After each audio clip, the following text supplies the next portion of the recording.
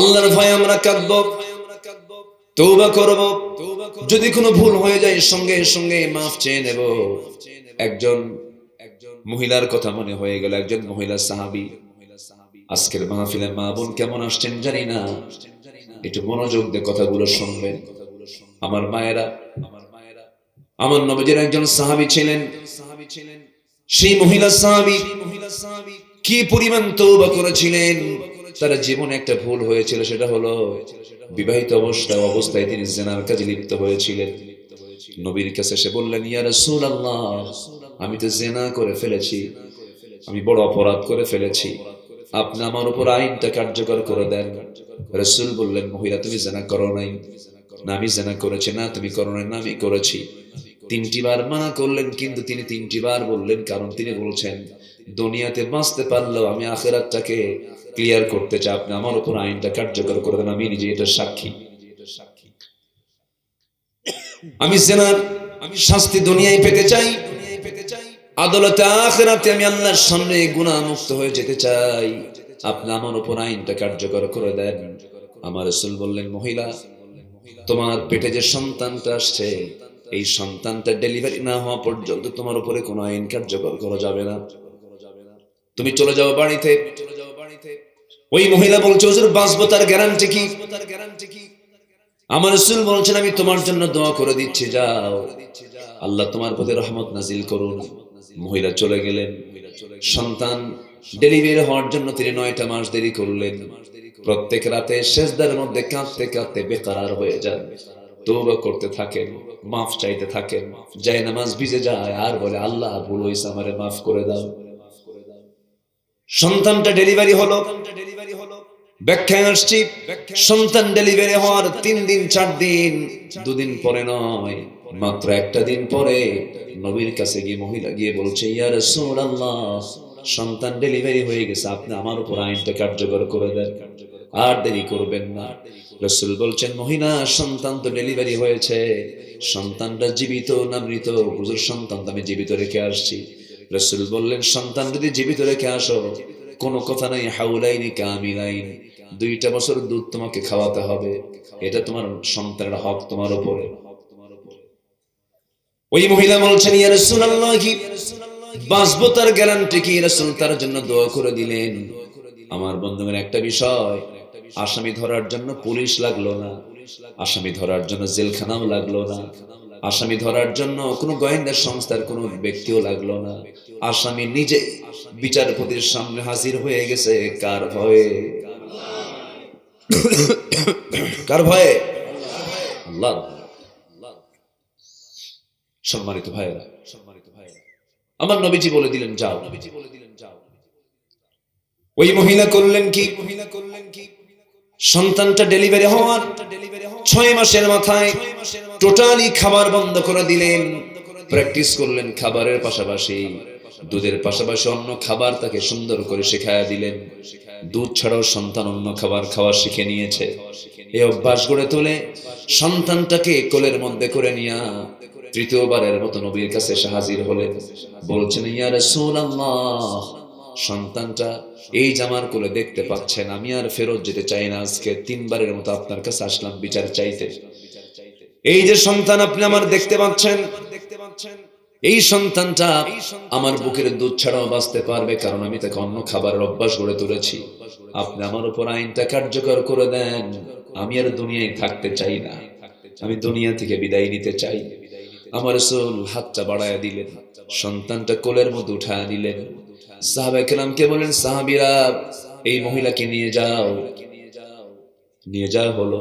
রাসূল সন্তানটা কোলের মধ্যে উঠায় নিয়ে বললেন, সাহাবীরা এই যে সন্তান দেখতে পাচ্ছ, এই সন্তানের লালন পালনের দায়িত্ব যে বান্দা গ্রহণ করবে, আমি রাসূল এবং সেই ব্যক্তি জান্নাতের মধ্যে 2 নখের দূরত্ব অবস্থান করব।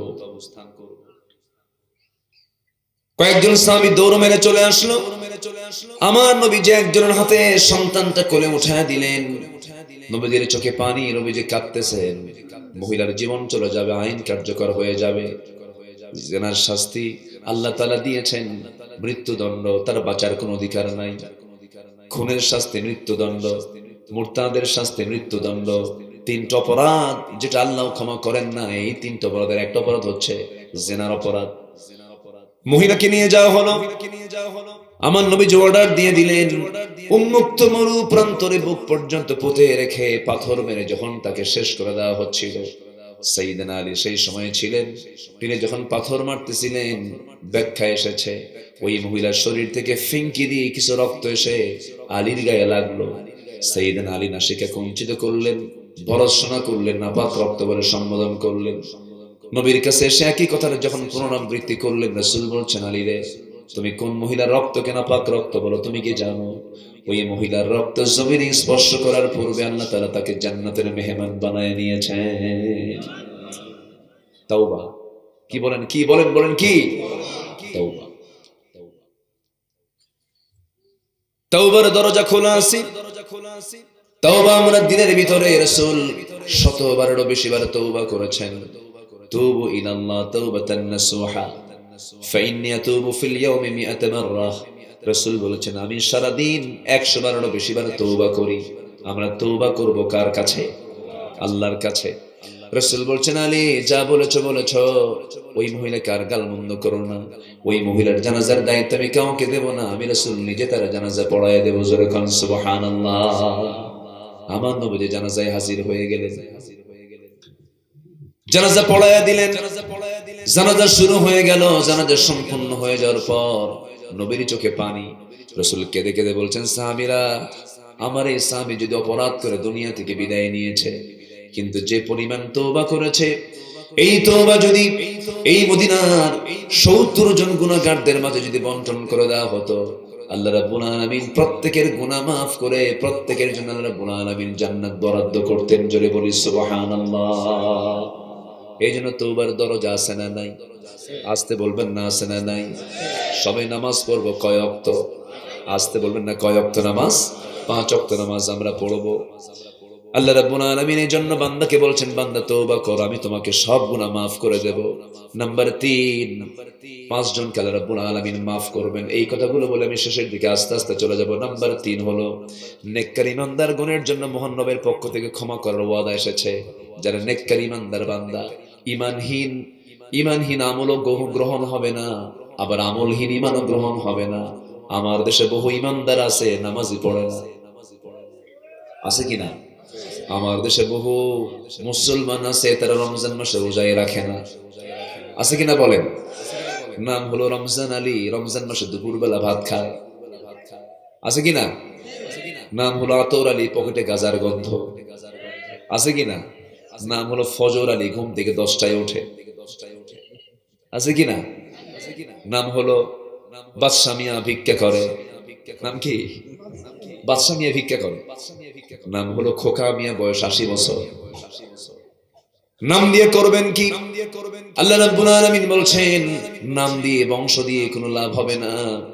ইন্না খালাকনাকুম মিন যাকারিন ওয়া উনসা ওয়া জাআলনাকুম শুউবান ওয়া ক্বাবাইলা লিতাআরাফু ইন্না আকরামাকুম ইনদাল্লাহি আতকাকুম।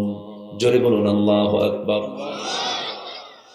আল্লাহ রাব্বুল আলামিন বলেন, বংশগত কৌলিন্য দেখিয়ে তুমি আল্লাহর কাছে সম্মান পাবে না। আল্লাহর কাছে সম্মান পাবে হলো তোমার তাকওয়ার কারণে। তুমি আল্লাহকে ভয় করে চলবে, আল্লাহর হুকুম আহকাম গুলো মেনে চলবে। আল্লাহ রাব্বুল আলামিন এবার বলছেন, ওয়া'আদাল্লাহুল্লাযীনা আমানু ওয়া আমিলুস সালিহাতি লাহুম মাগফিরাতুন ওয়া আজরুন আযীম। জোরে বলুন আল্লাহু আকবার। সূরা মায়েদা 9 নম্বর আয়াত। আল্লাহ রাব্বুল আলামিন বলছেন, আল্লাহ ওয়াদা করে বলছেন যে সমস্ত বান্দাগুলো ঈমান আনবে, আমি আল্লাহ ওয়াদা করছি, এবং নেক আমল করবে, তাদের জন্য রয়েছে সাধারণ ক্ষমা। কি বলেন? কি ক্ষমা? সাধারণ ক্ষমা, কোনো বিচারই করা হবে না। এবং আল্লাহ পাক বলছেন, আমি তাকে সীমাহীন পুরস্কার দিয়ে দেব। সর্বনিম্ন জান্নাত হবে 10টা পৃথিবীর মতো একটা জান্নাত। জোরে বলেন সুবহানাল্লাহ। তাহলে আমাদের দুনিয়া দরকার না আখিরাত দরকার? দুনিয়ার দরকার নাই। আস্তে কর, দুনিয়ার দরকার নাই। আচ্ছা, আচ্ছা, আমরা যে আল্লাহর কাছে দোয়া করি, আগে দুনিয়া চাই না আখিরাত চাই?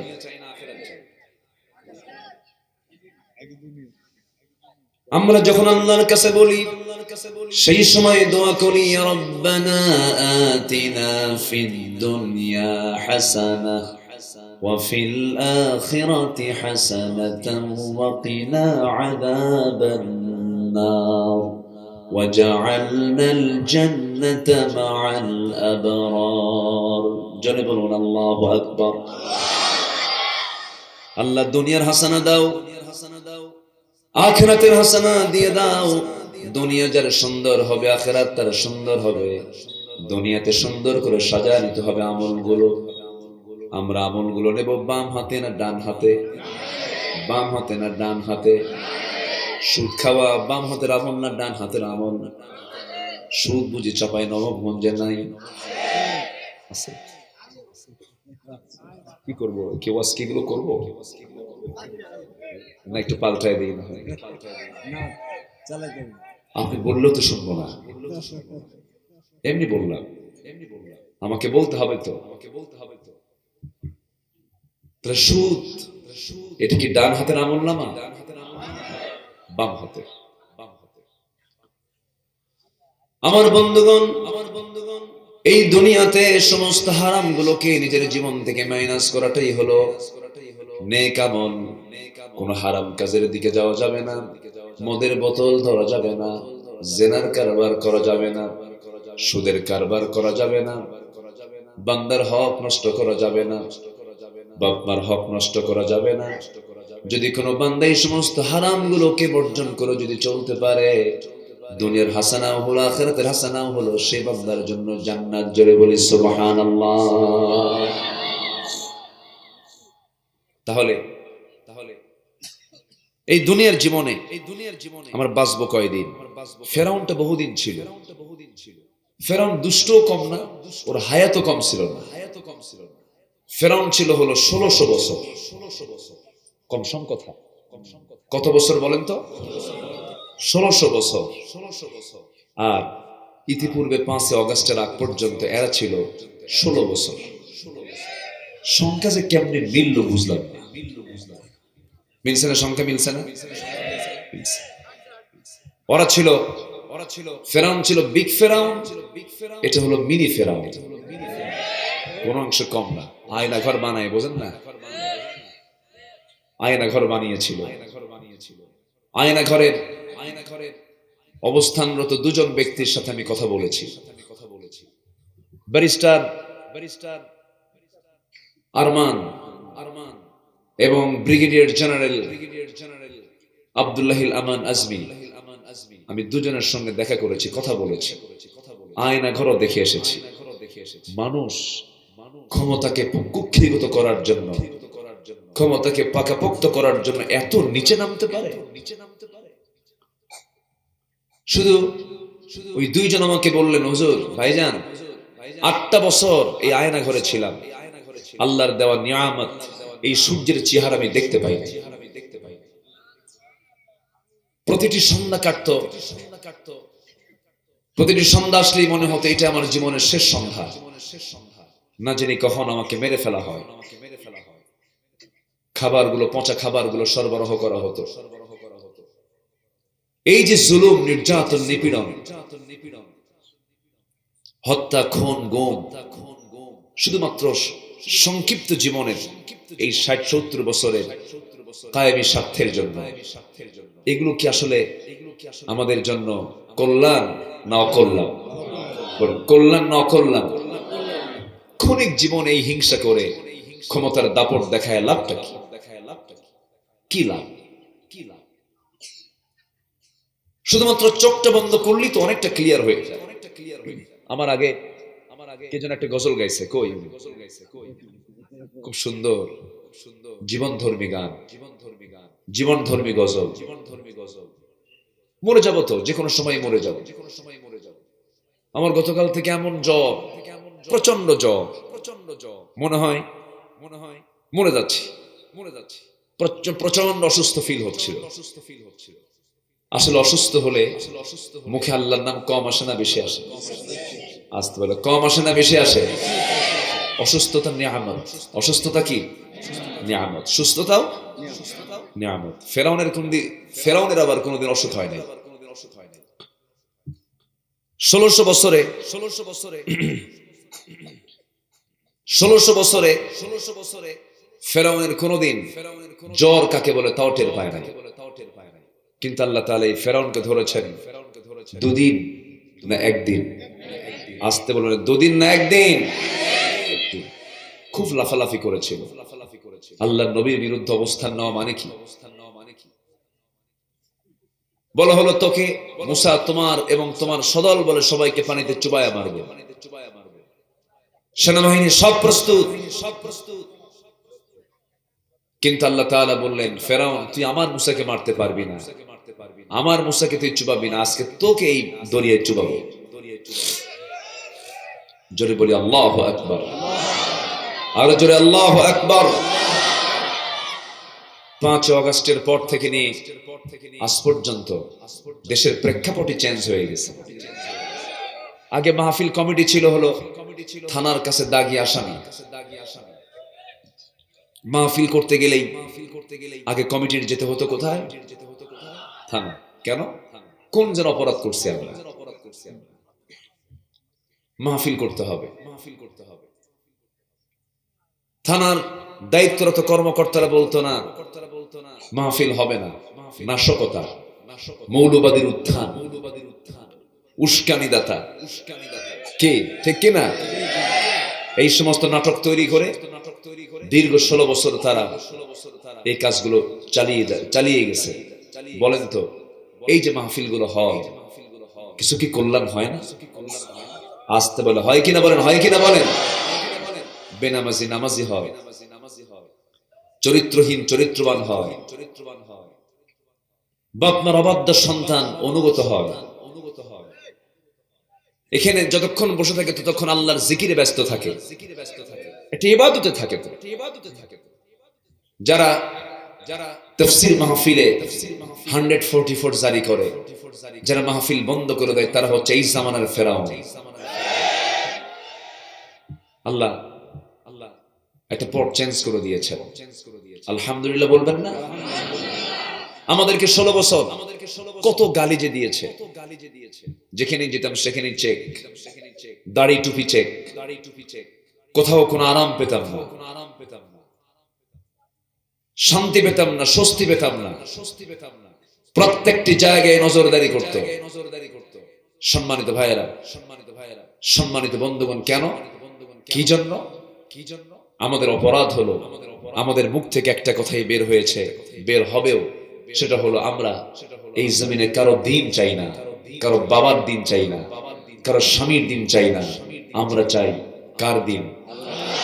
আসতে বলবেন না, কার দিন? আল্লাহর দিন চাই। সম্মানিত ভাইয়েরা, আকাশের সূর্য বান্দার অকল্যাণ না কল্যাণ? বলেন বলেন। সূর্য দিয়েছেন কে? চন্দ্র দিয়েছেন কে? 7 সমুদ্র দিয়েছেন কে? বাতাস দিয়েছেন কে? বিশাল বড় ছাদ, এই আকাশটা দিয়েছেন কে?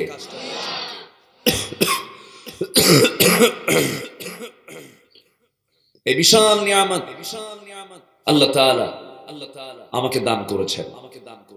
সে আল্লাহ বলছেন গোটা দুনিয়ার সবকিছু যেমন তোর কল্যাণে আসে, তেমনি আমি তোর জন্য এই কোরআনটা দিয়েছি তোর কল্যাণের জন্য। যেরকম সুবহানাল্লাহ। সূর্য কার বিধান মেনে চলে? চন্দ্র কার বিধান মেনে চলে?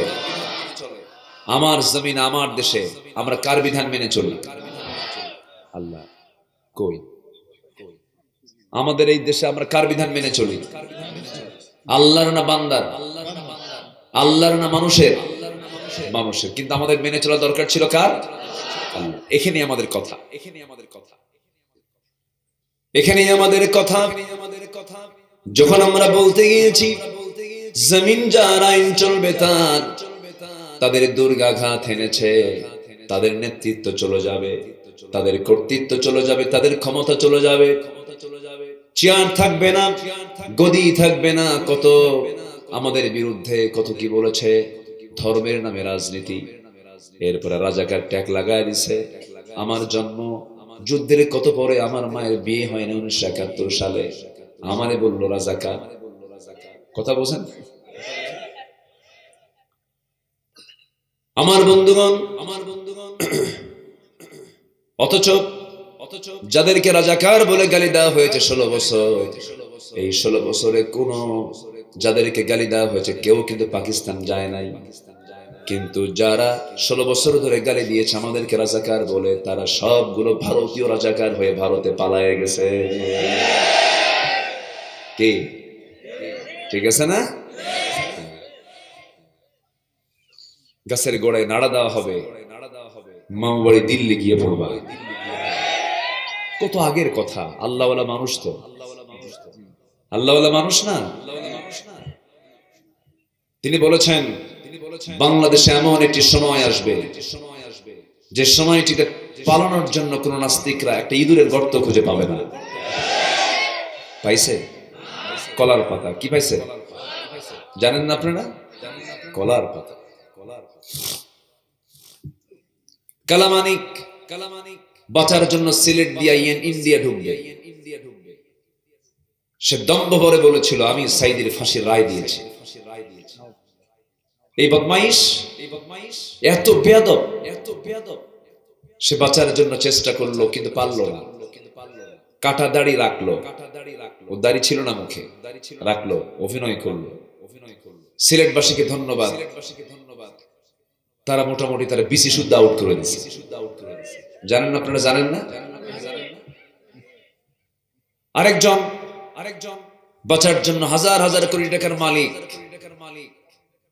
গ্রুপ অফ ইন্ডাস্ট্রিজ, বিশাল গ্রুপের মালিক, হাজার হাজার কোটি টাকা, এত সম্পদের পাহাড় সে বানিয়েছিল। কোথায়? কিছুই তো আসলো না কাজে। দাড়ি কাটলো, মাথার চুল কালো বানালো, প্যান্ট খুইলা লুঙ্গি পরলো, পাঞ্জাবি খুইলা গেঞ্জি পরলো, সাজলো হলো তরকারি বিক্রেতা। কি সাজলো? তরকারি বিক্রেতা। নৌকায় চড়ে পার হয়ে যাবে, আইন মন্ত্রীকে কোস্টগার্ড ধরে নিয়ে আসতেছে। আসার পথে আইন মন্ত্রী বলে আমাকে একা নিয়ে যাও কেন? লোক তো আরেকটা আছে। কোথায়? কইছে কি চেনা যায় না তো, মাথার চুল কালো, মুখে দাড়ি নাই, কে ভালো করে দেখো, ওটাই দরবেশ।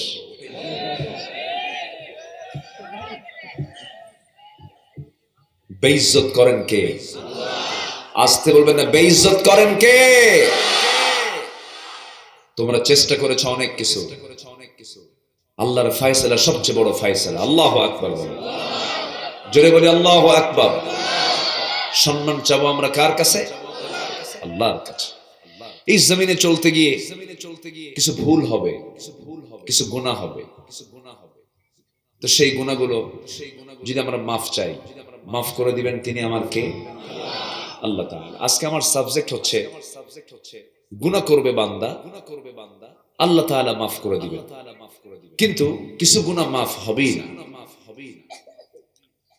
মোটামুটি যদি কারো মধ্যে 5টা ভুল থাকে, আল্লাহ তাআলা এই 5টি অপরাধকে আল্লাহ তাআলা ক্ষমার দৃষ্টিতে দেখবেন। আলহামদুলিল্লাহ বলে। কোরআন থেকে আমি বলার চেষ্টা করছি, সূরা ফুরকান থেকে।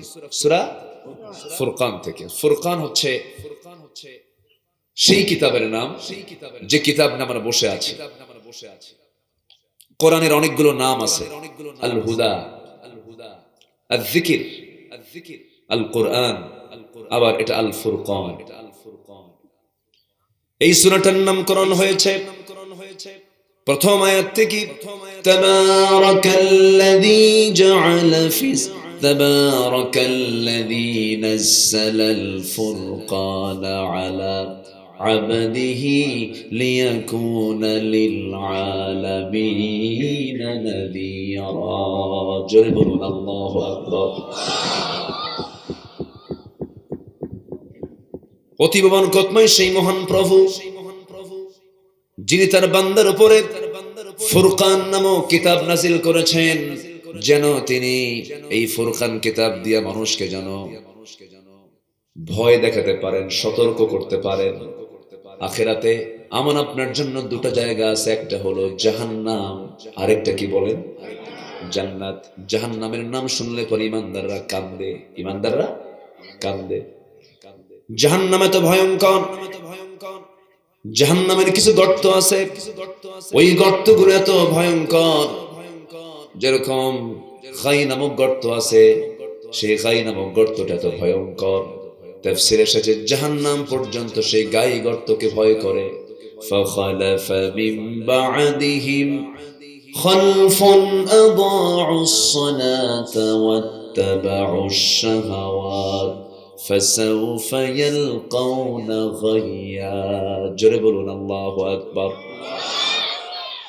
যে সমস্ত বান্দাগুলো দুনিয়ার জিন্দেগিতে যারা নামাজকে নষ্ট করে ফেলবে এবং যারা নফসের যারা দাসত্ব করবে, দুইটা অপরাধ যারা করবে, আমি আল্লাহ রাব্বুল আলামিন আল্লাহ বলছেন আমি তাকে শুধু জাহান্নাম দেব না, জাহান্নামের গর্তের মধ্যে আমি তাকে ফেলে দেব। দুনিয়ার জিন্দেগিতে যারা জেলখানায় গেছেন, এই 16 বছর জেলখানায় ছিল, জালেম বেশি না আলেম বেশি? বলেন, জালেম বেশি না আলেম বেশি? আলেমরা বেশি ছিল। আমিও গেছিলাম 2018 সাল ঢুকলাম। তো ঢোকা মাত্র এক মুরব্বীর সঙ্গে দেখা গেটে আমার দেখে মুরব্বী তো খুব খুশি, হুজুর খুব খুশি হয়েছে আপনি জেলখানায় ঢুকছেন। তো বললাম এটা কি খুশি হওয়ার জিনিস? আমি আসলাম জেলখানায়, আপনি খুশি কেন? বলে যে হুজুর ওয়াজ শুনি অনেক দূরে বসি, দেখা সাক্ষাৎ হয়ই না, এখন পাশাপাশি বসে বসে ওয়াজ শুনবো, কি মজা। উনি ওনার দিকটা উনি লক্ষ্য করেছেন। বয়স 86 বছর। বললাম চাচা আপনি কেন জেলখানায়? বলে যে বাবা আমার নামে একটা মামলা, সে মামলা হলো বিস্ফোরক মামলা। তো বললাম আপনি কি জানেন বিস্ফোরক মামলা কি? কে বাবা এটা কি, এটা খায় না কি করে? সে জানেও না এই মামলাটা কি। বিস্ফোরণ করার জন্য যে বডি ফিটনেস দরকার, যে মারামারি করা দরকার, 86 বছরের বুড়ার মধ্যে কি সে ফিটনেস আছে? এরকম করে বহু কিছু তারা করেছে। যেমন কর্ম আস্তে কয়, যেমন কর্ম তেমন ফল। যা করবেন তার ফলাফল আপনি পাবেন। জুলুম করবেন, জুলুমের ফলাফল পাবেন। তবে হ্যাঁ, আমরা এমন দেশ আর দেখতে চাই না। অনেক দেখেছি 1947, দেখেছি 1971, স্বাধীনতার 53 বছর চলছে এখন, সব দেখা শেষ। কেউ স্বামী নিয়ে ব্যস্ত, কেউ বাবা নিয়ে ব্যস্ত। আমরা এইগুলো দেখতে চাই না। আমরা দেখতে চাই আগামীর দেশ হবে কোরআনের দেশ। রাজি আছেন কারা কারা? হাত উঁচু করে দেখা।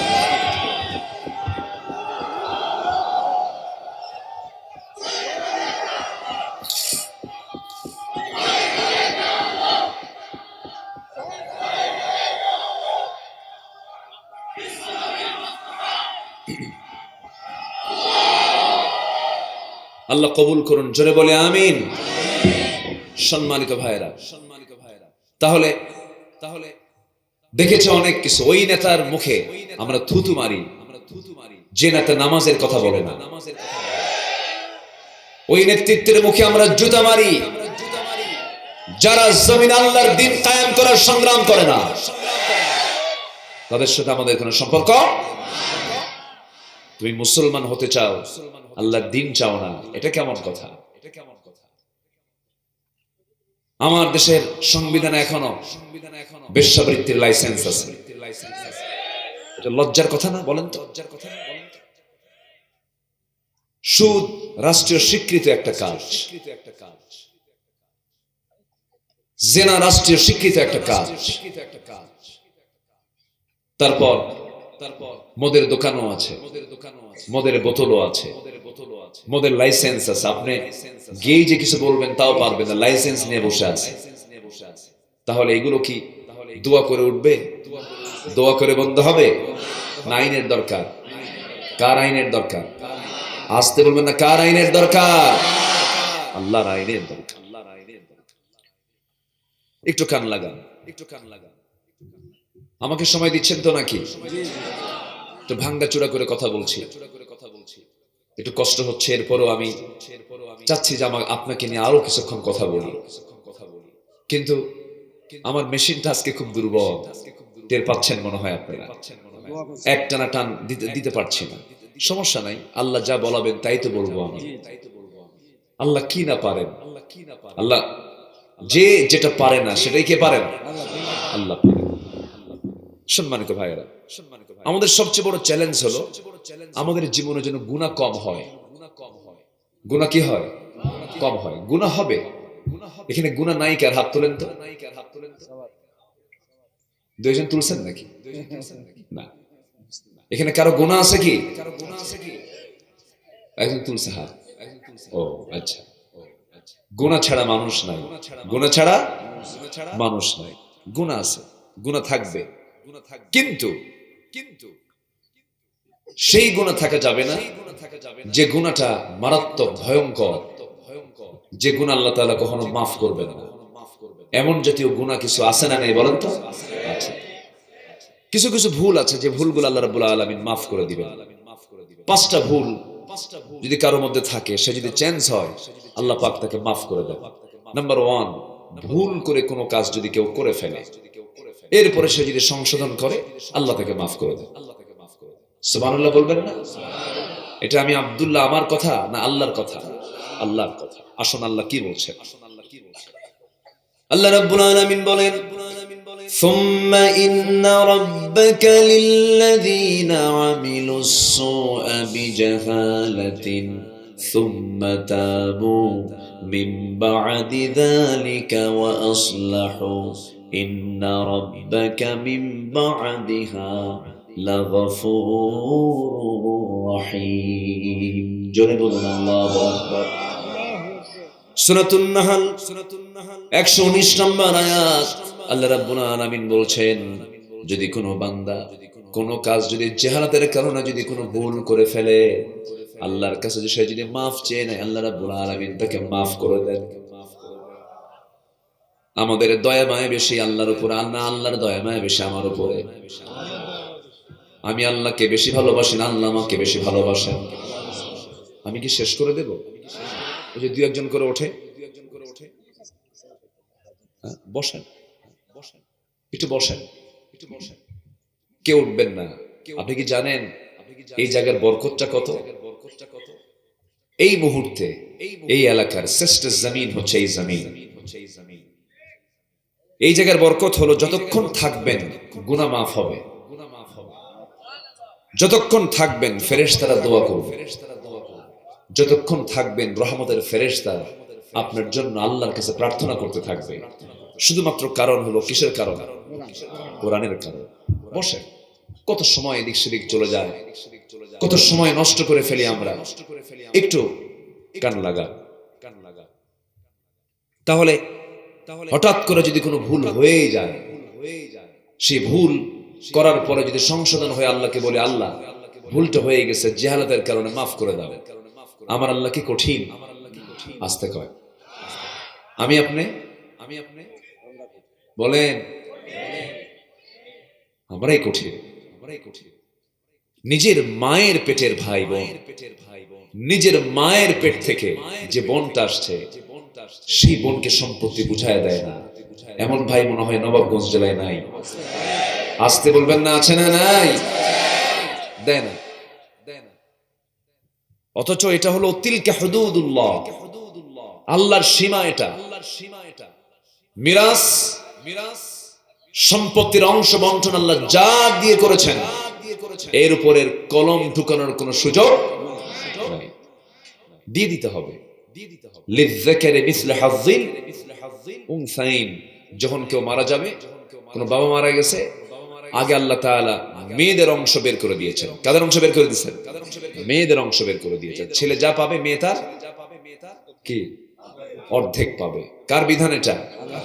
আসতে বলবেন না, কার বিধান? আল্লাহ তাআলা তাদের সবকিছু অর্ধেক করে দিয়েছেন, তাদের খাবারটা অর্ধেক। আমরা না, আমরা আমার মার স্তনের যে দুধ খেয়েছি, সেই খাবারটাও আমরা খেয়েছি ডাবল, আর মেয়েরা খেয়েছে অর্ধেক। কেমনে? একটু বুঝায় বলি আপনাদেরকে। কি আমাকে সময় দিচ্ছেন তো নাকি? আমি কেন অর্ধেক বললাম? একটু কারণ আছে। সাইয়েদনা আলীর সময়, সাইয়েদনা আলীকে চিনেন তো সবাই নাকি? কয় নম্বর খলিফা বলেন? কয় নম্বর খলিফা? 4 নম্বর। অনেকদিন আগে এক মাহফিলে বললাম, ওমরে ফারুককে চিনেন কে? সামনে থেকে এক ছেলে দাঁড়ায় বলে, হুজুর আমি ওমরে ফারুককে চিনি। কে? আমাদের দোতলায় ভাড়া থাকে,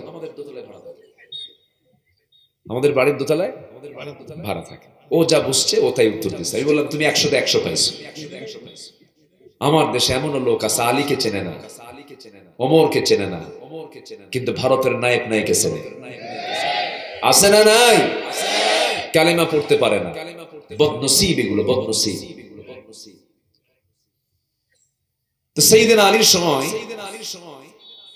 একটা ঘরের ভিতরে দুজন মহিলা, সন্তান সম্ভব দুইজন মহিলা, তারা শুয়েছিল। পেটে তাদের সন্তান ছিল, ভরা পেট।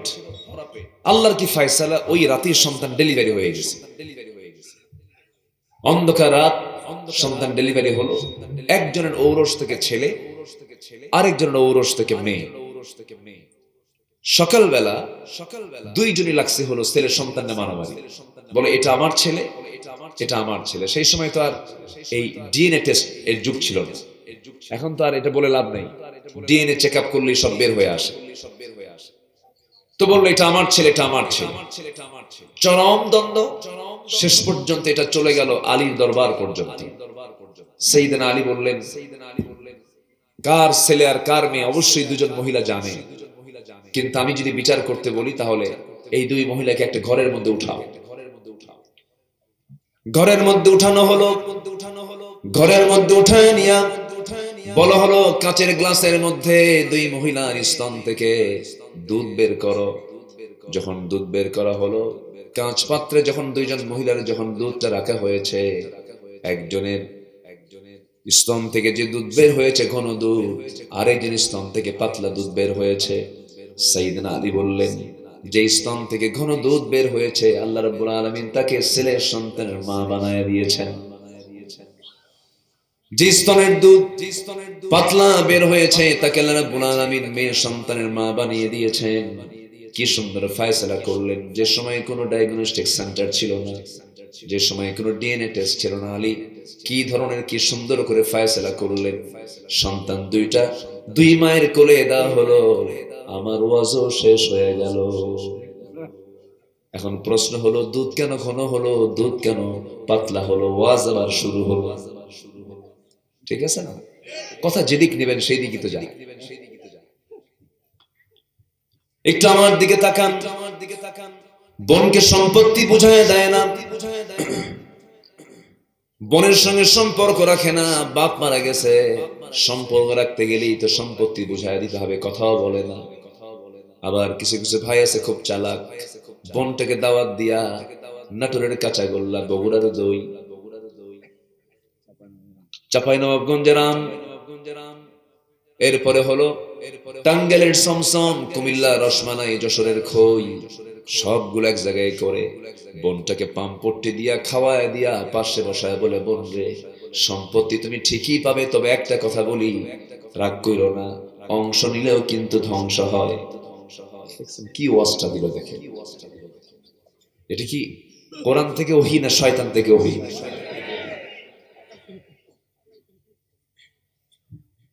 আপনি বান্দার হক নষ্ট করবেন, আপনার জন্য জান্নাত হারাম। সোজা কথা।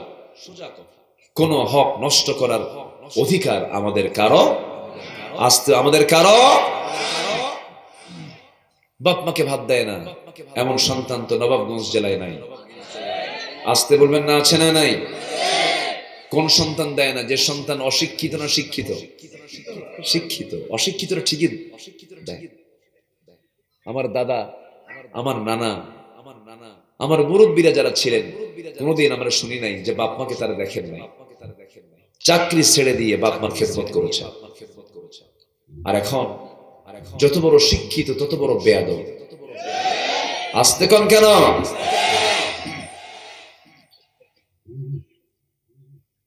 মাকে দেখার টাইম নাই। মাকে বৃদ্ধাশ্রমে রেখে আসছে, বাবা মারা গেছে, জানাজায় পড়ার সময় নাই, বলে যে তোমরা জানাজা দিয়ে দাও। মানুষ এত যন্ত্র চালিত হয়ে গেছে, মানুষ এতটাই পাষাণ হয়ে গেছে, অথচ বাপ মাকে দেখতে হবে বাপ মার ইয়াং কালে না বুড়া কালে। বলেন, আমার বাপ মা যখন ইয়াং কাল তখন আমি কি? আমি শিশু, আমি তখন কি বলেন শিশু। আমার বাপ মা যখন বুড়া তখন আমি কি? ইয়াং। আমার আব্বা আমার খেদমত করেছেন কখন? যখন আমি কি ছিলাম? শিশু ছিলাম। আমার আব্বা আম্মা যখন বুড়া হবে তখন আমি কি? ইয়াং হব। এটার বিনিময়, এটা করতে হবে, এটা ফরজ। এটা কি বলেন তো? ফরজ। প্রয়োজনে চাকরি ছেড়ে দিয়ে হলেও বাপ মার সেবা করতে হবে। এগুলো কথা কি বলার দরকার আছে? আসতে বলবেন না, দরকার আছে? বুড়ো বয়সে বাপ মার টাকা দরকার না সেবা দরকার? বলেন বলেন। টাকা দিয়ে কি করবে সে? সেটা নড়াচড়াই করতে পারে না, সেটা বাজারই করতে পারে না, তার তো সেবা দরকার। আমার বন্ধুগণ, এমন সন্তান আছে বাপ মাকে বৃদ্ধাশ্রমে রেখে আসে, অশান্তি। আমাদের সামাজিক অবস্থা খুব খারাপ। ওই ধানমন্ডির একটা ঘটনা মনে আছে কিনা? একজন অভিনেতা, একজন নায়কের শ্বশুর, বছর ৩-৪ আগের কথা, ফেসবুক লাইভে এসে লাইসেন্স ওলা পিস্তল দিয়া নিজের মাথায়, সে তার বৈধ লাইসেন্স ওলা পিস্তল দিয়া সে আত্মহত্যা করে ফেললো। সে বলল, আমার বউ আছে, আমার ছেলে আছে, মেয়ে আছে, দুনিয়ার সবকিছু থাকার পর আমার শান্তি নাই, আমি আমার এই জীবন রাখবো না। দুনিয়া থেকে সে বিদায় হয়ে গেল। আমার বন্ধুগণ, এইভাবে সে জীবনটা দিয়ে দিল কেন? কি জন্য? এর মূল কারণ হলো এই জাতির আজকে সবকিছু ছিল, কিন্তু নৈতিকতার শিক্ষা এই জাতির মধ্যে থেকে ছিনতাই করে নেওয়া হয়েছে। ঠিক কিনা? বছরের শুরুতে সিলেবাসের মধ্যে ট্রান্সজেন্ডার ঢুকাইছে।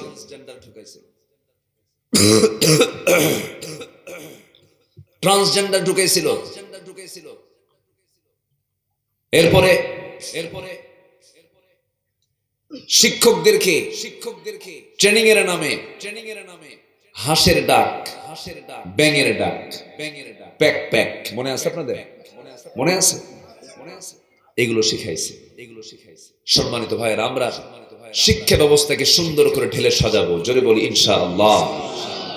একটা সময় হয়েছে আমাদেরকে প্রায় অনেক গার্জিয়ান হতাশা নিয়ে বলেন, হুজুর সন্তানকে দেব কোথায়, সন্তানকে পড়াবো কোথায়, সন্তানকে দেওয়ার জায়গা কোথায়?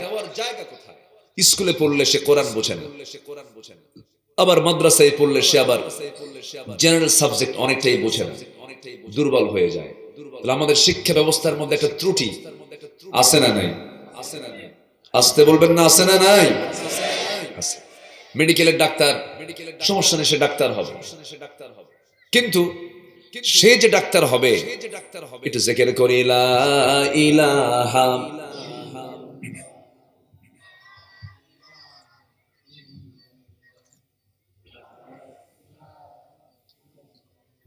আরো জোরে লা ইলাহা ইল্লাল্লাহ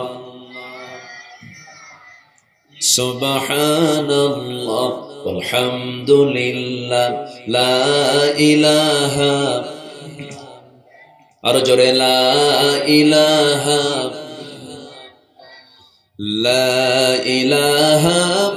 ইল্লাল্লাহ মুহাম্মাদুর রাসূলুল্লাহ সাল্লাল্লাহু আলাইহি ওয়াসাল্লাম।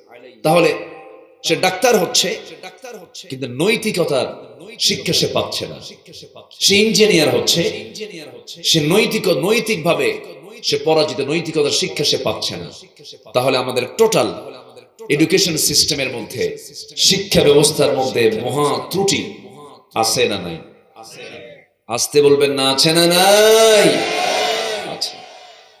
আমি আপনাদের দোয়ায় আল্লাহ তাআলা, আমি একটা সিদ্ধান্ত নিয়েছি, সবাই দোয়া করবেন। আমি এই বছর আমার ব্যক্তিগত প্রচেষ্টায় একটি স্বতন্ত্র প্রচলিত মাদ্রাসা নয়, যদিও মাদ্রাসার নাম দিয়েছি, কিন্তু সেখানে সকল সাবজেক্ট পড়ানো হবে, এমন একটা এডুকেশন সিস্টেম মাথায় নিয়ে আমি আমার পথ চলা শুরু করেছি। জাতির জন্য স্থায়ী কিছু দিতে গেলে শিক্ষার বিপ্লব ছাড়া একটা জাতির বিপ্লব কখনো সম্ভব হতে পারে না, ঠিক কিনা? এজন্য একটা আদর্শ শিক্ষা এই জাতির জন্য সবচেয়ে বড় দরকার ছিল, যেটা পরিকল্পিতভাবে দূরে রাখা হয়েছে। একটা বিসিএস ক্যাডার কোরআন পড়তে পারে না, আছে না নেই বলেন তো? আছে। অথচ উচিত ছিল এসপির পিছনে ওসিরা নামাজ পড়বে, সচিবের পিছনে তার নিম্ন পদস্থ কর্মকর্তারা নামাজ পড়বে। প্রত্যেকটা জায়গায় এমন সুন্দর একটি পরিবেশ সৃষ্টি হবে। এই সিস্টেম দেখতে চান তিনি আমার কে? আসতে বলবে না তিনি আমার কে? ওমরে ফারুক ছিলেন অর্ধ দুনিয়ার শাসনকর্তা, আবার তিনি ছিলেন মদিনা মুনাওয়ারার তিনি ইমাম ছিলেন।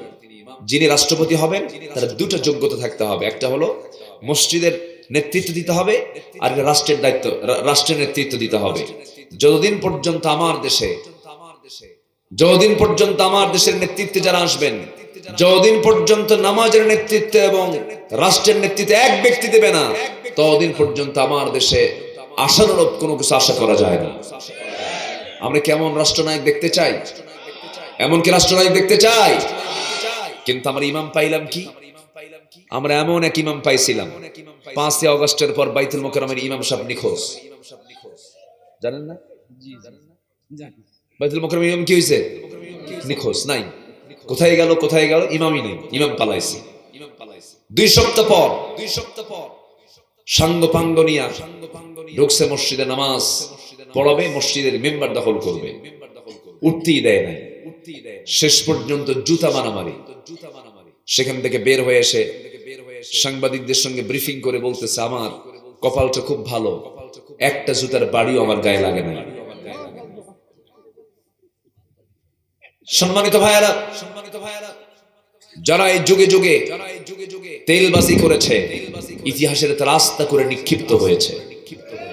এই জন্য আমরা যা করব হক কথা, হক পথে চলবো। জোরে বলি ইনশাআল্লাহ। আল্লাহ কবুল করুন, জোরে বলি আমিন। আল্লাহ ক্ষমা করবেন 5 শ্রেণীকে। এর মধ্যে অজ্ঞতাবশত মন্দ কাজের পর নিজেকে যদি কেউ সংশোধন করে, ওই বান্দার জন্য ক্ষমা আছে না নাই? আছে। নাম্বার 2,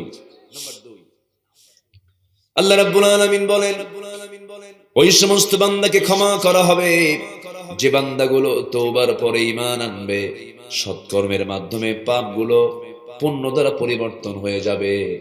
যে বান্দা তওবা করবে, ঈমান আনবে, সৎকর্ম করবে, আল্লাহ রাব্বুল আলামিন তাকে মাফ করে দিবেন। যেখান থেকে আমি তেলাওয়াত দিয়ে আলোচনা শুরু করতে চেয়েছি, ইল্লা মান তাবা ওয়া আমানা وعمل صالحا فأولئك يبدل الله سيئاتهم حسنات وكان الله غفورا رحيما। জোরে বলুন আল্লাহু আকবার। যারা 3টা কাজ করবে, নাম্বার 1 হলো যে বান্দা তওবা করবে, ভুল হয়ে গেছে, মাফ চাইবো কার কাছে? আসতে বলেন, মাফ চাইবো কার কাছে? তওবা মানে হলো টু ব্যাক, ফিরে আসা। ভুল হয়ে গেছে, সঙ্গে সঙ্গে চোখের পানি ফেলে কার কাছে ক্ষমা চাওয়া? আল্লাহর কাছে ক্ষমা চেয়ে নেওয়া। যারা তওবা করবে এবং যারা ঈমান আনবে এবং নেক আমল করবে, এই 3টা গুণের যে অধিকারী হবে, আল্লাহ রাব্বুল আলামিন তার ব্যাপারে বলছেন, তার জীবনের যে অর্জিত গুণাগুলো ছিল, সেই গুণাগুলো চেঞ্জ করে মহান রব্বুল আলামিন তার গুণাগুলোকে সওয়াব দিয়ে, হাসানাত দিয়ে মিটায়া দিবেন। জোরে বলি সুবহানাল্লাহ। তাহলে আল্লাহ কি আমাকে জাহান্নাম দিতে চান? আল্লাহ আমাকে জাহান্নাম দিতে চান না। তওবা করে নেব আল্লাহর কাছে, চোখের পানি ফেলে ফেলে কাঁদবো। আমার বন্ধুগণ, পৃথিবীর কারো কাছে কেঁদে আমি কিছু পাবো না। কাঁদার জায়গা আমার আপনার জন্য পৃথিবীতে এক জায়গা, তিনি হলেন আমার কে? বলেন আল্লাহ। আল্লাহ ছাড়া যেখানে কাঁদবেন সেটা লস, কিচ্ছু লাভ নাই, শুধু লস প্রজেক্ট। কিন্তু আমার আল্লাহর কাছে কাঁদলে পরে সেই কান্নার পুরস্কার হলো 1 ফোঁটা চোখের পানি আল্লাহর ভয়ে যদি কেউ ফেলতে পারে, 7টা জাহান্নাম তার ওই চোখের পানি দিয়ে আল্লাহ রাব্বুল আলামিন নিভায়া দিয়ে জান্নাত দিয়ে দেন। আল্লাহর ভয়ে আমরা কাঁদবো, তওবা করব। যদি কোনো ভুল হয়ে যায় সঙ্গে সঙ্গে মাফ চেয়ে নেব। একজন মহিলার কথা মনে হয়ে গেল, একজন মহিলা সাহাবী। আজকের মাহফিলে মা বোন কেমন আসছেন জানি না, একটু মনোযোগ দিয়ে কথাগুলো শুনবেন। আমার মায়েরা, আমার নবীজির একজন সাহাবী ছিলেন। সেই মহিলা সাহাবী কি পরিমাণ তওবা করেছিলেন। তার জীবনে একটা ভুল হয়েছিল, সেটা হলো বিবাহিত অবস্থায় তিনি জিনার কাজে লিপ্ত হয়েছিলেন। নবীর কাছে এসে বললেন, ইয়া রাসূলুল্লাহ, আমি তো জিনা করে ফেলেছি, আমি বড় অপরাধ করে ফেলেছি, আপনি আমার উপর আইনটা কার্যকর করে দেন। রাসূল বললেন, মহিলা তুমি জিনা করো নাই? না আমি জিনা করেছি। না তুমি করো নাই? না আমি করেছি। তিনটি বার মানা করলেন, কিন্তু তিনি তিনটি বার বললেন, কারণ তিনি বলছেন দুনিয়াতে বাঁচতে পারলেও আমি আখিরাতটাকে ক্লিয়ার করতে চাই, আপনি আমার উপর আইনটা কার্যকর করে দেন, আমি নিজে এটা সাক্ষী। আমি জিনার শাস্তি দুনিয়ায় পেতে চাই, আদালতে আখিরাতে আমি আল্লাহর সামনে গুনাহ মুক্ত হয়ে যেতে চাই, আপনি আমার উপর আইনটা কার্যকর করে দেন। আমার রাসূল বললেন, মহিলা তোমার পেটে যে সন্তানটা আসছে, এই সন্তানটা ডেলিভারি না হওয়া পর্যন্ত তোমার উপরে কোনো আইন কার্যকর করা যাবে না, তুমি চলে যাও বাড়িতে। ওই মহিলা বলছে, হুজুর বাঁচবো তার গ্যারান্টি কি? আমার রাসূল বলছেন, আমি তোমার জন্য দোয়া করে দিচ্ছি, যাও, আল্লাহ তোমার প্রতি রহমত নাজিল করুন। মহিলা চলে গেলেন। সন্তান ডেলিভারি হওয়ার জন্য তিনি 9টা মাস দেরি করলেন। প্রত্যেক রাতে সেজদার মধ্যে কাঁদতে কাঁদতে বেকরার হয়ে যান, তওবা করতে থাকেন, মাফ চাইতে থাকেন। যায় নামাজ ভিজে যায় আর বলে, আল্লাহ ভুল হয়েছে, আমারে মাফ করে দাও। সন্তানটা ডেলিভারি হলো। ব্যাখ্যায় আসছি, সন্তান ডেলিভারি হওয়ার 3 দিন 4 দিন, 2 দিন পরে নয়, মাত্র একটা দিন পরে নবীর কাছে গিয়ে মহিলা গিয়ে বলছে, ইয়া রাসূলুল্লাহ, সন্তান ডেলিভারি হয়ে গেছে, আপনি আমার উপর আইনটা কার্যকর করে দেন, আর দেরি করবেন না। রাসূল বলছেন, মহিলা সন্তান তো ডেলিভারি হয়েছে, সন্তানটা জীবিত না মৃত? হুজুর সন্তান তো আমি জীবিত রেখে আসছি। রাসূল বললেন, সন্তান যদি জীবিত রেখে আসো, কোনো কথা নাই, হাউলাইনি কামিলাইন, 2টা বছর দুধ তোমাকে খাওয়াতে হবে, এটা তোমার সন্তানের হক তোমার উপরে। ওই মহিলা বলছেন, ইয়া রাসূলুল্লাহ, বাঁচবো তার গ্যারান্টি কি? রাসূল তার জন্য দোয়া করে দিলেন। আমার বন্ধুগণ, একটা বিষয়, আসামি ধরার জন্য পুলিশ লাগলো না, আসামি ধরার জন্য জেলখানাও লাগলো না, আসামি ধরার জন্য কোনো গোয়েন্দা সংস্থার কোনো ব্যক্তিও লাগলো না। আসামি নিজে বিচারপতির সামনে হাজির হয়ে গেছে। কার ভয়ে? কার ভয়ে? আল্লাহ। সম্মানিত ভাইরা, আমার নবীজি বলে দিলেন, যাও। ওই মহিলা করলেন কি? সন্তানটা ডেলিভারি হওয়ার 6 মাসের মাথায় টোটালি খাবার বন্ধ করে দিলেন। প্র্যাকটিস করলেন খাবারের পাশাপাশি, দুধের পাশাপাশি অন্য খাবার তাকে সুন্দর করে শেখায়া দিলেন। দুধ ছাড়াও সন্তান অন্য খাবার খাওয়া শিখে নিয়েছে। এই অভ্যাস গড়ে তোলে সন্তানটাকে কোলের মধ্যে করে নিয়া তৃতীয়বারের মতো নবীর কাছে এসে হাজির হলেন। বলছেন, ইয়া রাসূলুল্লাহ, সন্তানটা এই জামার কোলে দেখতে পাচ্ছেন, আমি আর ফেরত যেতে চাই না, আজকে 3বারের মতো আপনার কাছে আসলাম বিচার চাইতে। এই যে সন্তান আপনি আমার দেখতে পাচ্ছেন, এই সন্তানটা আমার বুকের দুধ ছাড়াও বাঁচতে পারবে, কারণ আমি তাকে অন্য খাবারের অভ্যাস গড়ে তুলেছি। আপনি আমার উপর আইনটা কার্যকর করে দেন, আমি আর দুনিয়ায় থাকতে চাই না, আমি দুনিয়া থেকে বিদায় নিতে চাই। আমার রাসূল হাতটা বাড়ায়া দিলেন, সন্তানটা কোলের মধ্যে উঠায়া দিলেন।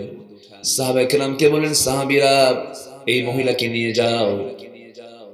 নিয়ে যাওয়া হলো। রাসূল সন্তানটা কোলের মধ্যে উঠায় নিয়ে বললেন, সাহাবীরা এই যে সন্তান দেখতে পাচ্ছ, এই সন্তানের লালন পালনের দায়িত্ব যে বান্দা গ্রহণ করবে, আমি রাসূল এবং সেই ব্যক্তি জান্নাতের মধ্যে 2 নখের দূরত্ব অবস্থান করব। কয়েকজন সাহাবী দৌড় মেরে চলে আসলো।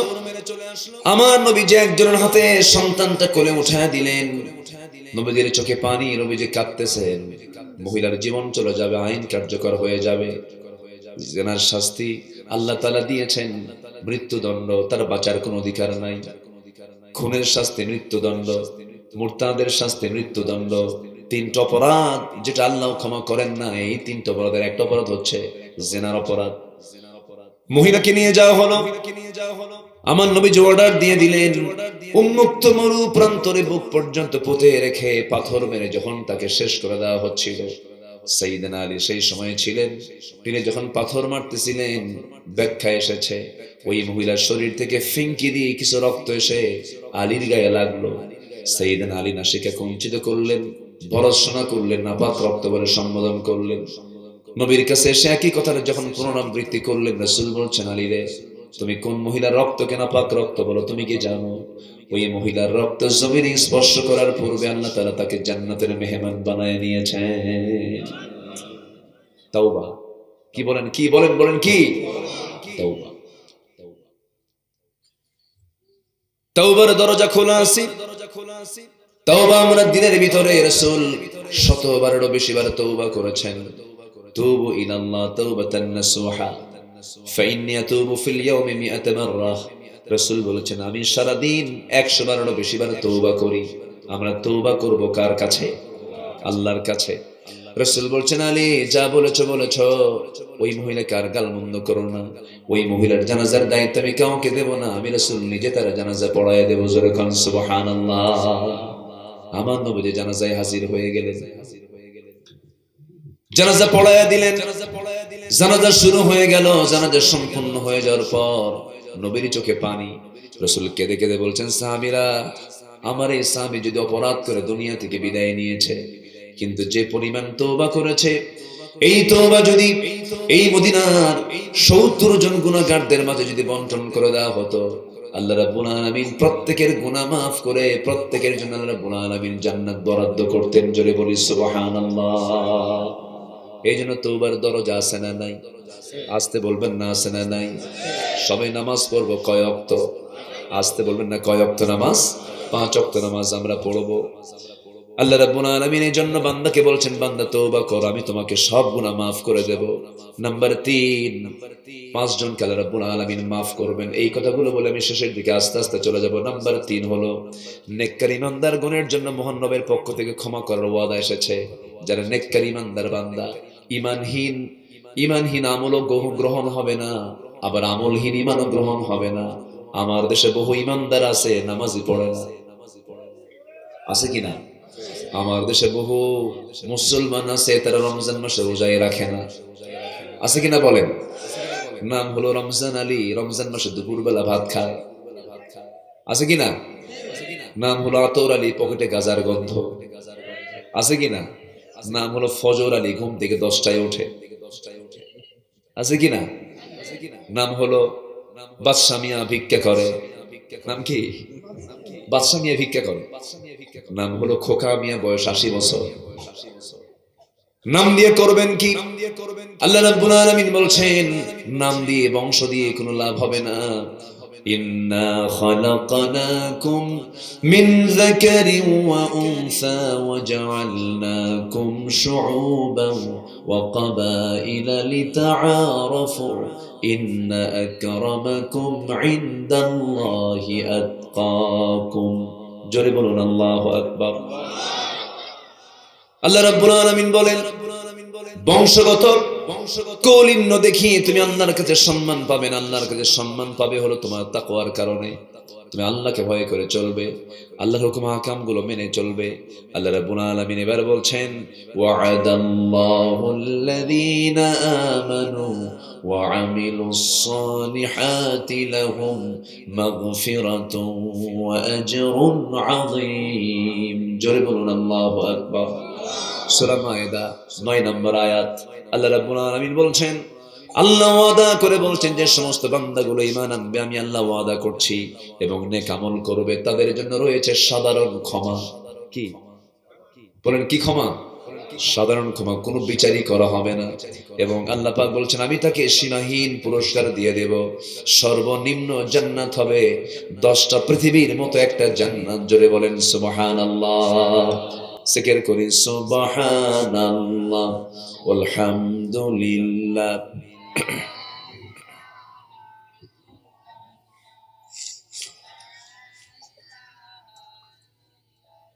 আরো জোরে সুবহানাল্লাহ আলহামদুলিল্লাহ, আরো জোরে লা ইলাহা ইল্লাল্লাহ সুবহানাল্লাহ ওয়ালহামদুলিল্লাহ লা ইলাহা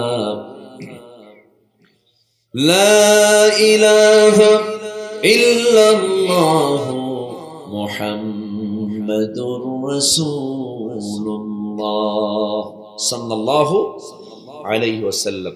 নাম্বার 4 হলো ওই সমস্ত বান্দাকে আল্লাহ রাব্বুল আলামিন মাফ করে দেন যারা পাপাচারের পর যারা আল্লাহকে স্মরণ করে, জেনে শুনে গুনার পুনরাবৃত্তি করে না, যারা কোনো পাপের কাছে জড়ালো এরপরে সে চোখের পানি ফেললো, কাঁদলো এবং জেনে শুনে আল্লাহকে বলল আল্লাহ যে গুনাহটা করেছি এই গুনাহ আমি আমার জীবনে আর করব না, ওই বান্দাকে আমার আল্লাহ মাফ করে দেন। জোরে কান সুবহানাল্লাহ। এরকম জীবনে আসে না? আসতে কয় এরকম জীবনে আসে না? এরকম জীবনে চলে আসে। আল্লাহ রাব্বুল আলামিন সুন্দর করে সূরা আলে ইমরানের ভার্স নাম্বার 135 136 আল্লাহ রাব্বুল আলামিন বলছেন ওয়াল্লাযীনা ইযা ফাআলু ফাহিশাতান আও যালামু আনফুসাহুম যাকারুল্লাহা ফাস্তাগফিরু লিযুনুবিহিম ومن يغفر الذنوب إلا الله ولم يصروا على ما فعلوا وهم يعلمون جربون الله أكبر। আল্লাহ বলছেন যদি কোনো বান্দা কোনো ফাহিশা কাজে জড়িয়ে পড়ে অথবা জুলুম করে, আল্লাহকে স্মরণ করে এবং সে আল্লাহর কাছে মাফ চায়, আল্লাহ তার সকল গুনাহগুলোকে মাফ করে দেন।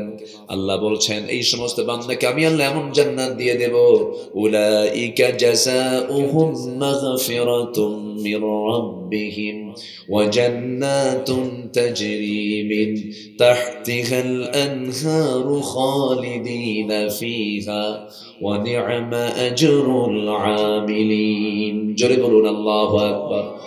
কি সুন্দর কথা! কার কথা? আসতে বলবেন না, কার কথা? আল্লাহর কথা। সবাইকে জান্নাত পেতে চায় নাকি? সবাইকে জান্নাত পেতে চায় নাকি? জান্নাত পেতে হলে কবরের প্রশ্নের জবাবগুলো রেডি করব। কবরে যায় না, কবরে যাওয়ার আগেই, কবরে যাওয়ার আগেই মান রাব্বুক ওয়া মা দীনুকা মান হাদার রাজুল, এই তিনটি প্রশ্নের জীবনের আলোকে জীবনটাকে সুন্দর করে সাজায় নিতে হবে। মান রাব্বুক মানে তোমার আইনদাতাকে, তোমার বিধানদাতাকে। আমার আইনদাতা বিধানদাতা সরকার না, আল্লাহ। আমার দেশে কে? আজ থেকে আমার দেশে কে? তাহলে কেমন করে আমরা জবাব দেব?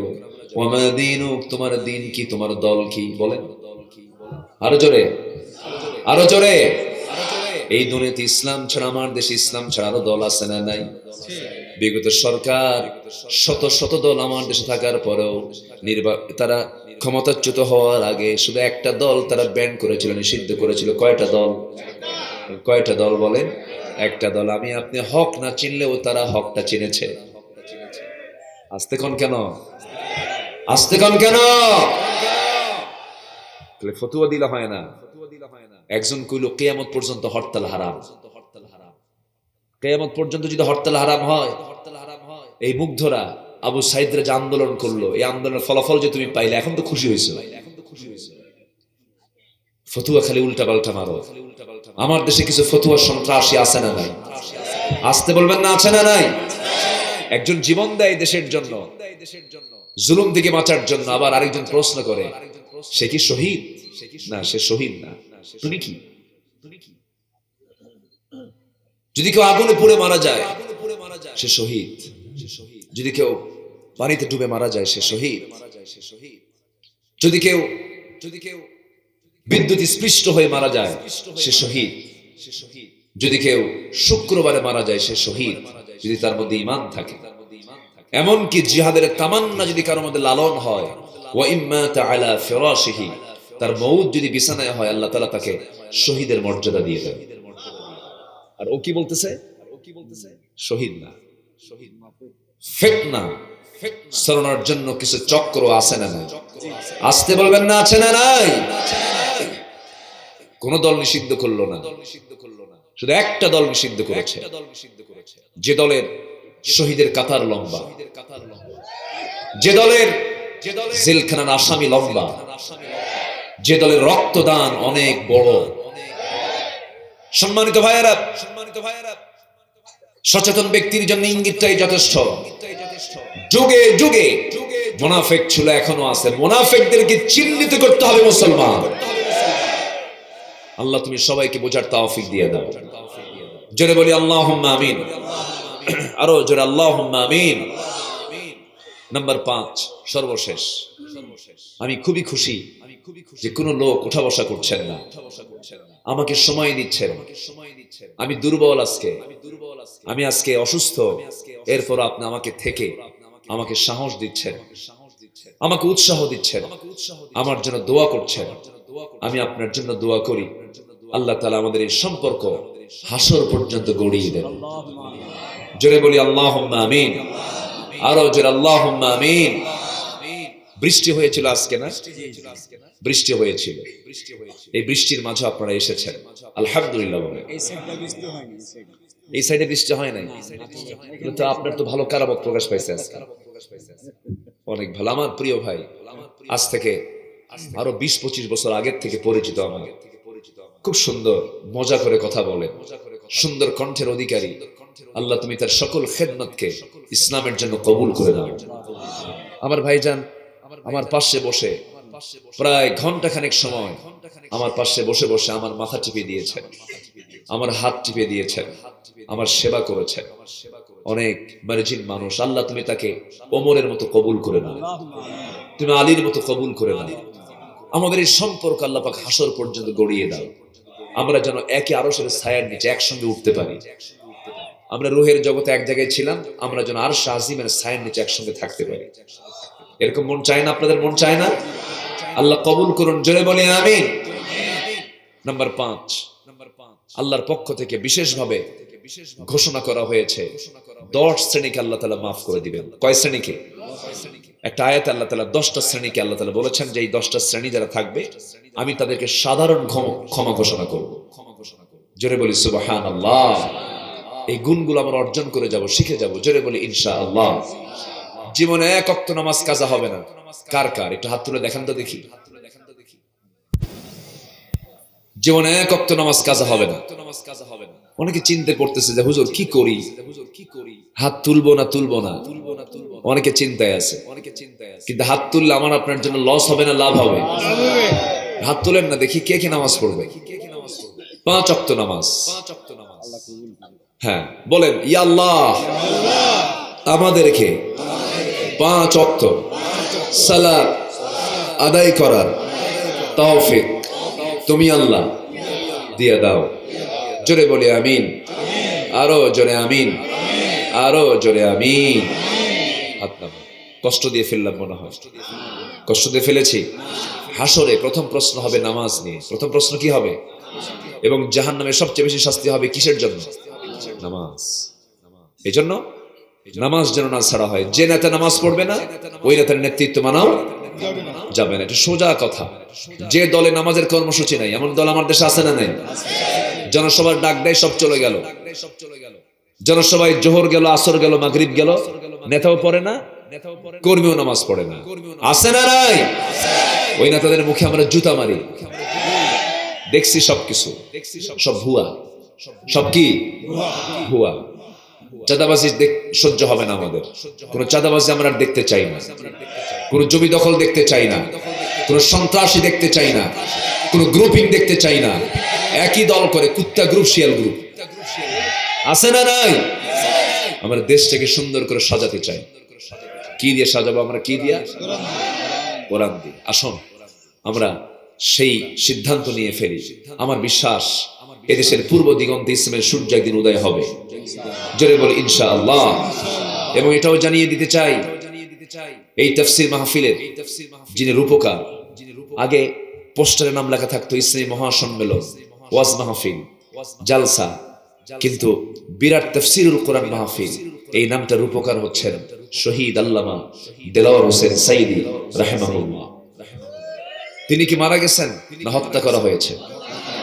বলেন বলেন, মারা গেছেন না হত্যা করা হয়েছে? এই হত্যার বিচার হওয়ার দরকার আছে কিনা? আসতে বলবেন না, আছে না নাই?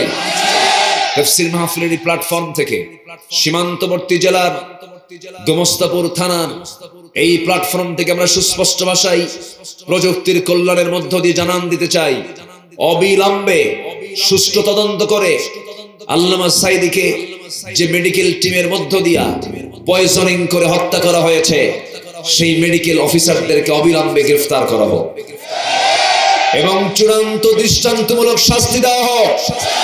রাজি আছেন কারা কারা? হাত উঁচু করে দেখা।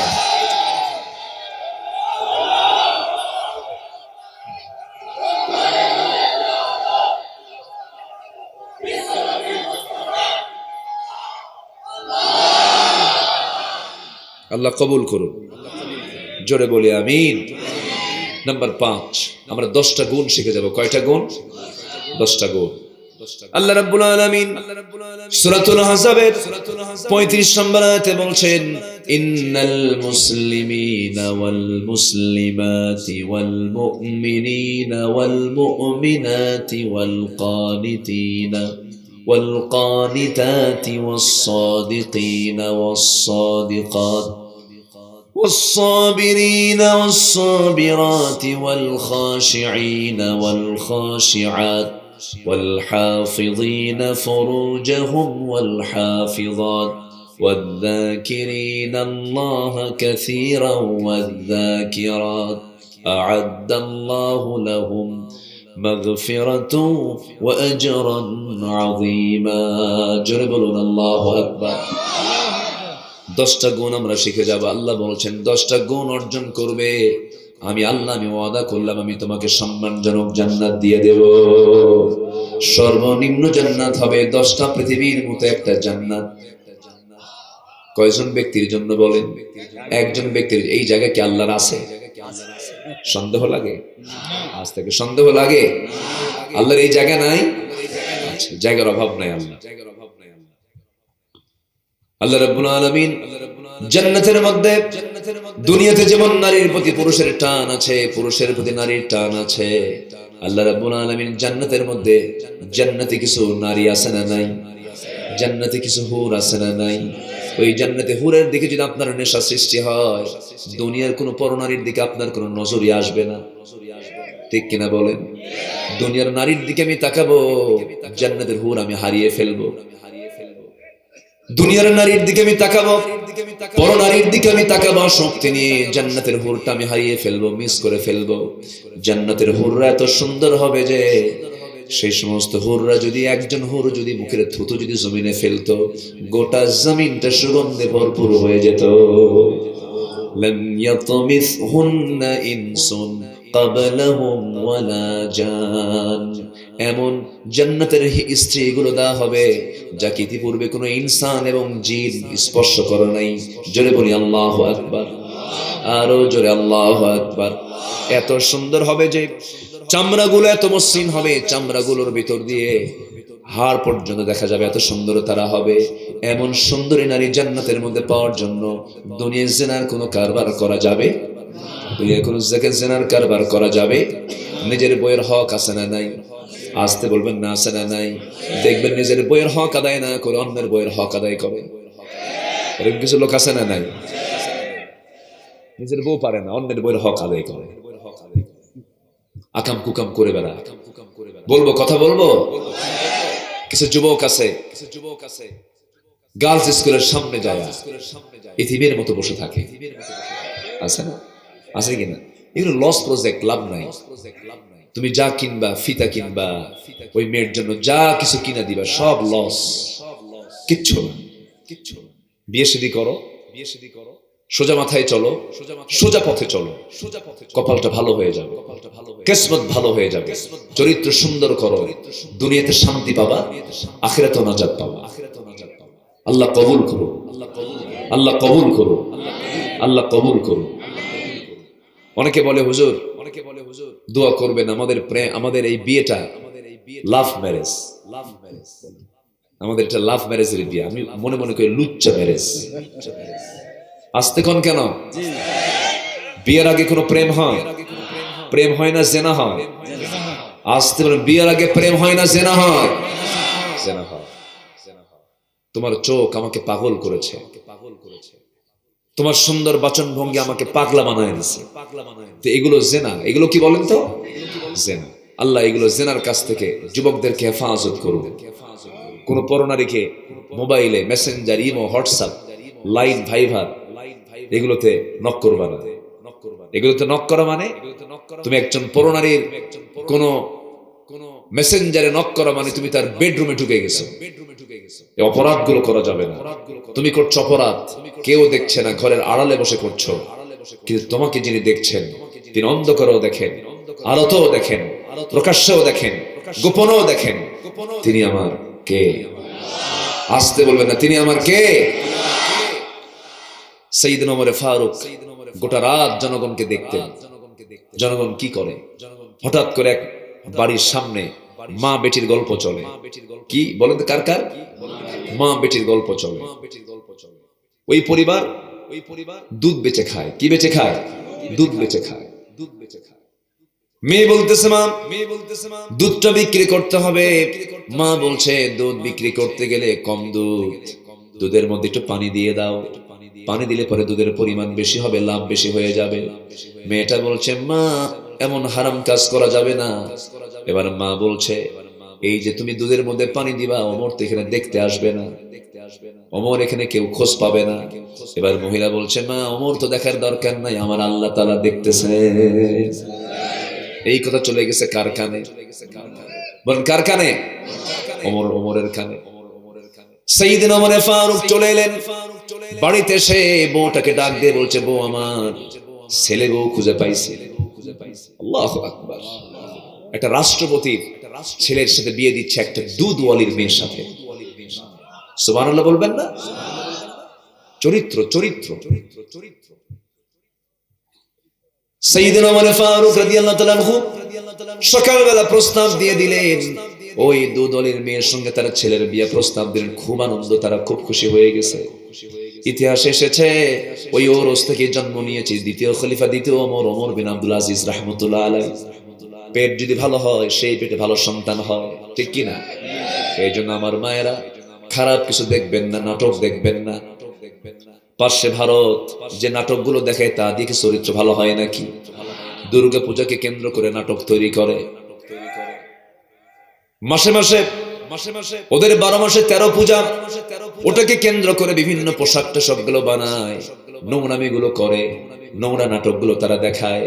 আমার মা এগুলো দেখবেন, আপনার চরিত্র নষ্ট হয়ে যাবে। বিজাতীয় কোনো সংস্কৃতি লালন করা যাবে না। মেয়েরা 3 পিস পরবে না, 3 পিস পরলে পরে তাদের সতর ঢাকে না, তাদের পোশাক ঢাকে না। মেয়েরা পরবে লম্বা কাপড়। আগের যুগে দাদিরা যে পোশাক পরতেন, সেই পোশাকটা যদিও শাড়ি ছিল, কিন্তু আমার দাদির যে ব্লাউজটা ছিল, যদিও ব্লাউজ, কিন্তু হাত দেখা যেত না, পিঠ দেখা যেত না, কোমর দেখা যেত না, সব ঢেকে থাকতো। কারণ যে ব্লাউজটা বানিয়েছেন আমার দাদি, সেই ব্লাউজের কাপড়টা ছিল 1 গজ 4 গিরা। 1 গজ 4 গিরা হাত ঢাকতো, পেট ঢাকতো, পিঠ ঢাকতো। কিন্তু স্বাধীনতার 53 বছরে আমরা স্বাধীন হতে হতে 1 গজই বাদ আছে, খালি মাত্র 4 গিরা, ঠিক না? এই তো হচ্ছে অবস্থা আমাদের। মেয়েরা ম্যাক্সি পরবেন, লম্বা কাপড় বানায় নিবেন। শাড়িটা 12 হাত লম্বা। কয় হাত লম্বা? 12 হাত কাপড় দিয়ে আপনার পেট ঢাকে না, পিঠ ঢাকে না। এত লম্বা কাপড় হওয়ার পরও সিস্টেম শুধু উল্টাপাল্টা হওয়ার কারণে সব বের হয়ে থাকে। আর 3 গজের কাপড় দিয়ে আপনি সুন্দর করে একটা জামা যদি পরতে পারেন, ঢিলঢাল যদি পরতে পারেন, আপনার সতরটা কেউ দেখতে পাবে না। এমনকি অনেক মা আছেন একদম ইয়াং ছেলের সামনে মাথায় কাপড় দেয় না, বুকে ওড়না দেয় না, নিতম্ব দেখায় বেড়ায়। এমন অসভ্য মা আছে না নাই? আসতে বলবেন না, আছে না নাই? ঠিক না এগুলো? সন্তানদের সামনে, ছেলের সন্তান যদিও নিজের ওরস থেকে এসেছে, এই সন্তানটার সামনে মাথার চুল ছেড়ে দেওয়া ঠিক না।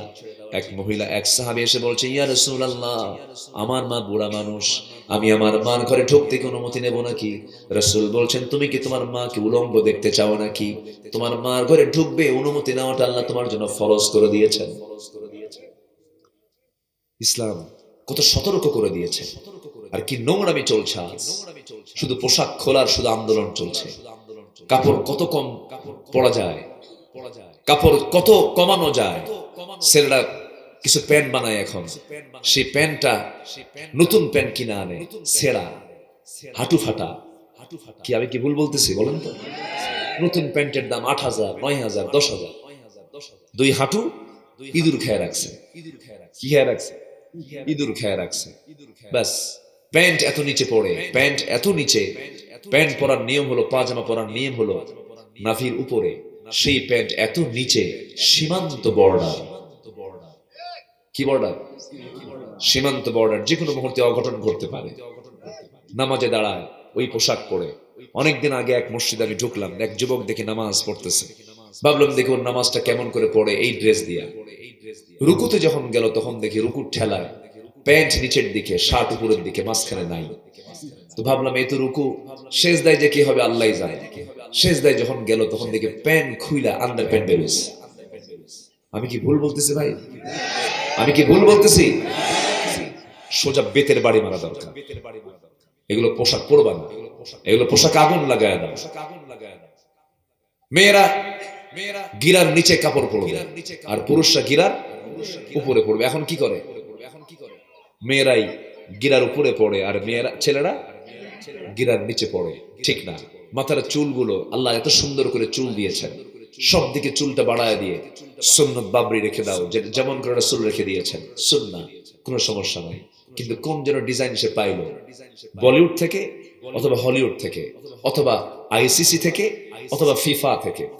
খেলোয়াড়, ক্রিকেটার, হলিউড, বলিউড এগুলোকে ফলো করে কার চুল কেমন ওই ডিজাইনটা নিয়ে আসলো। চুলওয়ালার কাছে, কাটিং মাস্টারের কাছে গিয়ে বলল এই ডিজাইনটা আমার করে দাও। যখন চুল কাটা শুরু করলো, এই দিকে চুল নাই, এই দিকে চুল নাই, চামড়া বের করা, মাথার উপরে গোল করে রেখে দিছে সেন্ট মার্টিন দ্বীপ। আমি কি ভুল বলতেছি? আমি কি ভুল বলতেছি? যখন বলা হয় এটা পাইছো কোথায়, কার ডিজাইন? মেসি। তুমি কি নেইমার? তুমি কি কুত্তা? আসতে কন কেন, ঠিক কিনা? এগুলো সংস্কৃতির মুখে থুতু মারো, এগুলোকে লালন করো না যুবকরা। তুমি একটা বাংলাদেশ। আজকের মাহফিলে বুড়া মানুষ নাই বললি চলে। দেখছেন আজকের মাহফিলে বুড়া মানুষ আছে, এই লক্ষণ খুব ভালো। এই লক্ষণ কি ভালো?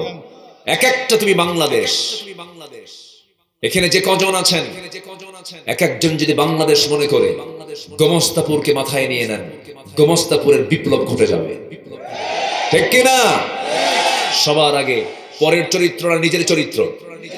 নিজের চরিত্র সুন্দর করবো আমরা। জোরে বলি ইনশাআল্লাহ। আল্লাহ কবুল করুন, আল্লাহ কবুল করুন।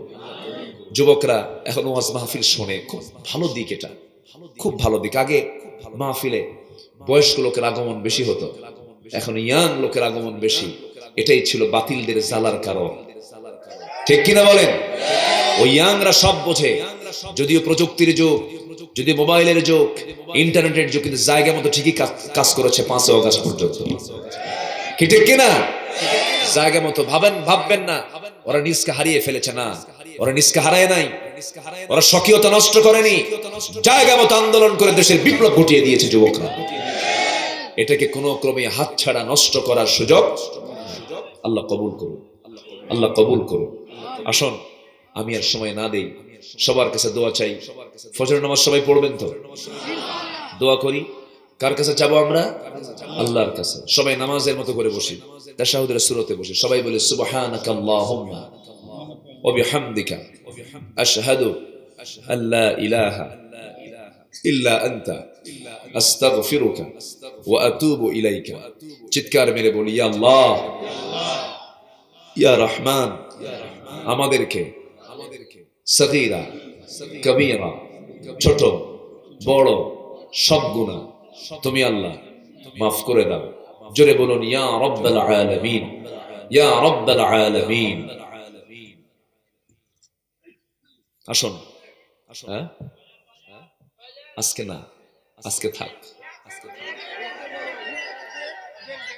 সব তো পুরাতন কাস্টমার এগুলো।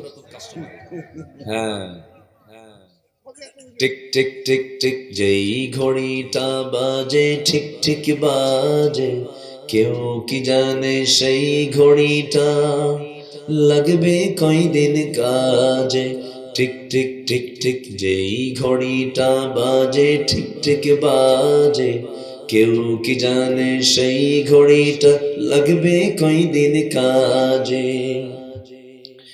ঝক ঝক ফক ফক করে যতদিন ঘড়ির চেহারা, ততদিন তারে কিনতে চাই যে খরিদ্দারেরা। ঠিক কিনা?